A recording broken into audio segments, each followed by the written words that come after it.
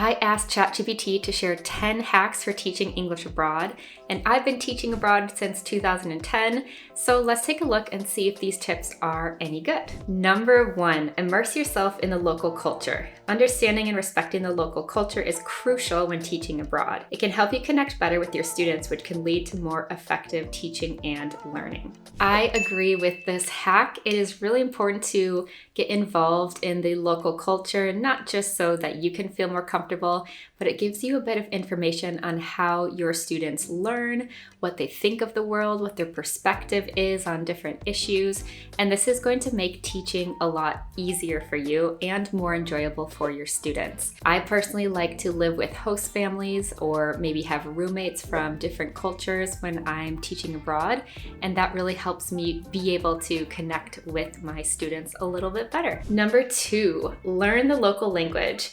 Even a basic understanding of the local language can go a long way. It shows respect towards the host country, and it can help you navigate daily life more smoothly.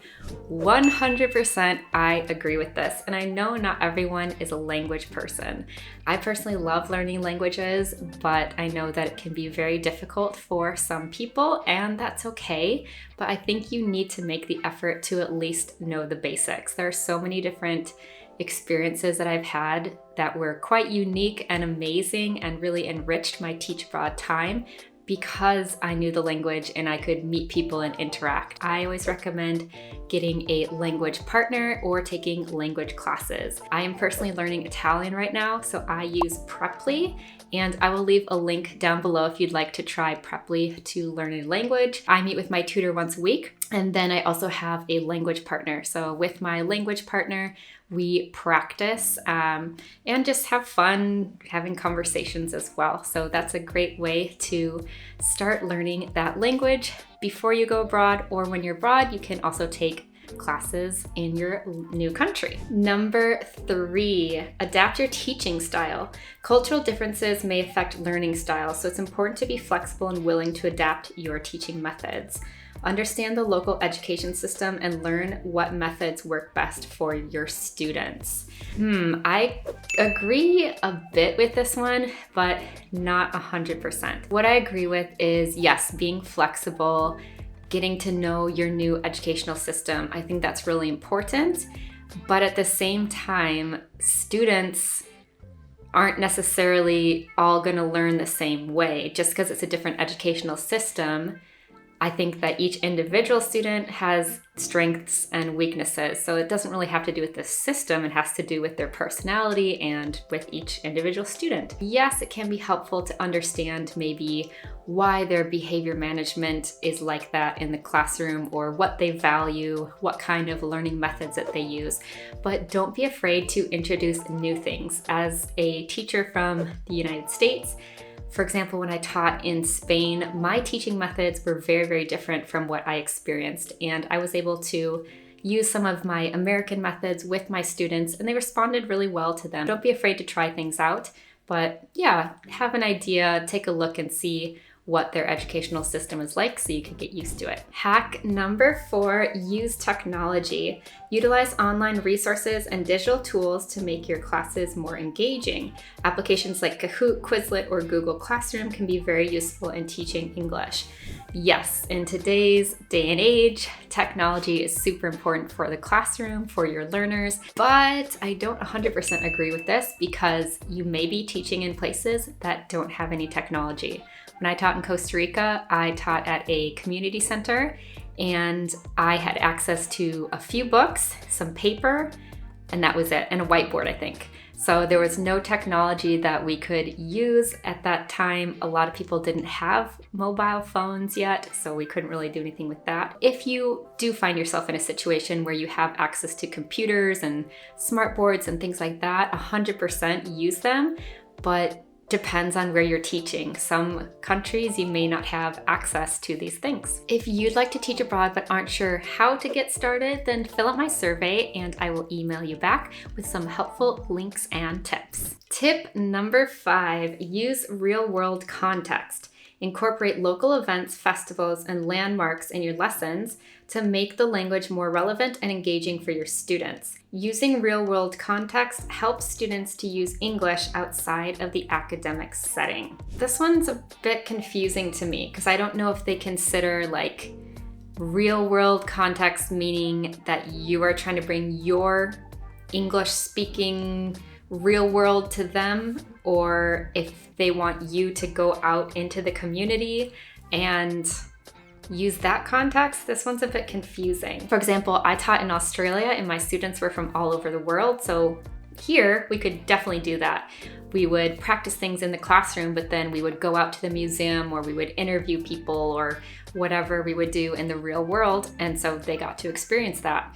But if you are in another country, you can't necessarily speak English everywhere, and maybe, yeah, you could interact with the real world a little bit, but I don't know. I'm not sure about this one. Hack number 6, use visual aids. Many people are visual learners, so using pictures, diagrams, or videos can help your students grasp concepts more easily. This can be especially helpful for beginners who may struggle with understanding only spoken or written English. Yes, visual aids are really, really helpful, especially if you have beginner students, because you're not going to be able to even give directions in English that they necessarily understand. So using different drawings, and I love to use Canva because you can make slideshows, they have videos on it, you can make flashcards, you can make different props and any sort of visuals that you would like. And it can just be really, really helpful for your students if they're learning a new word that they can see the picture of it, or you can use flashcards to play games or interact with different things. I think that visuals are super, super helpful when teaching English. Hack number 7, make it interactive. Encourage participation and interaction in your classes. This can be through group activities, presentations, role-playing, or discussion sessions. Interactive learning often makes lessons more enjoyable and memorable. Yes, I agree with this. This is always the goal, to get your students communicating, but you might find that this is more challenging with certain learners from certain cultures. Sometimes they are a lot more shy, they're not as willing to participate, and then you'll find other cultures where they absolutely love to do different role plays and things like that. I agree that it's important to offer these kinds of activities where you can get your students interacting with one another, using their language, communicating in English, but also make some other activities or plan some other activities for your students that aren't as confident with these skills, because otherwise they can feel a bit uncomfortable in your classes. So it's always important to create a comfortable environment where everyone feels ready to participate. And this also comes down to lesson planning. You need to schedule in these different activities, but also include a variety. Sometimes where they're working by themselves, other times where they're working in groups. Just try to vary it as much as you can. Hack number 8, use the TPR, Total Physical Response method. Especially effective for young learners, this method involves using physical actions to teach and reinforce language learning. For example, when you teach the word run, you can demonstrate the action. I do not agree with this hack completely, because it's not going to be good for every learner. It's good for kids. It's good for very, very basic learning. For adults, maybe zero beginners, but you're not going to be using TPR all the time. This has been very popular through teaching online, typically teaching in China. A lot of the companies were looking for teachers who use TPR, but me personally, I don't use it very much. I haven't used it very much, and I have other teaching methods that I like a bit more. So yes, if you're teaching young kids, this may be good, but again, it shouldn't just be one method. You need to create a variety so you can reach all of your students. So I don't agree completely with that hack. Hack number 9, encourage English-only periods. Set designated periods during class when only English can be spoken. This not only encourages students to practice their English skills, but also helps them to think in English, which is key to language fluency. This one I've had some different experiences with, because when I taught in Australia, I taught adults, and they had to sign a contract that they would only speak English. And in our classrooms, it was an English-only policy. But I was teaching upper level, so it was a lot easier for them, but this was also the policy for people who were at lower levels. So I don't know. I think that as long as they are making an effort to communicate in English and use what they have, it's helpful. But if you're teaching in a classroom where everyone speaks the same native language and maybe they are translating for each other from time to time, I don't think there's anything really wrong with that. So yeah, maybe encouraging a period where you say, okay, let's try and only use English for the next 10 minutes or 30 minutes, whatever you want to do, that can be helpful. For kids, this might be a bit more challenging, but yeah, it depends on their level, it depends on the age. I've always spoken English with my students, even if I spoke the local language, but I would encourage them to use as much English as possible, but enforcing it can be a bit difficult at times. Finally, hack number 10, feedback and evaluation.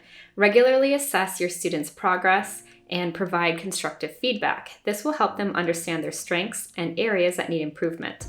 Also, be open to receiving feedback from students about your teaching style or methods. 100% agree with this. It's super important to be able to track your students' progress, give them some feedback. There's, of course, ways to give feedback, which is going to be more positive and constructive, but you need to get their feedback as well. So I like to do little check-ins at the end of class. What did you think of the activities today? Did you enjoy them? What else would you like to do? And you can also have them anonymously write in comments about what they like about your classes, what they dislike about your classes. This can help you become a better teacher too. So having that feedback for students and for your teaching is really, really helpful. What questions do you have about teaching abroad? You can of course ask ChatGPT, or you can ask me by leaving a comment down below. You can find me on Instagram at YesI'llTeacher365, and don't forget to fill out my survey if you need any help starting your teach abroad journey. If you don't have a TEFL certificate yet and you'd like to learn about all the different kinds, then you can watch this video next. Happy teaching!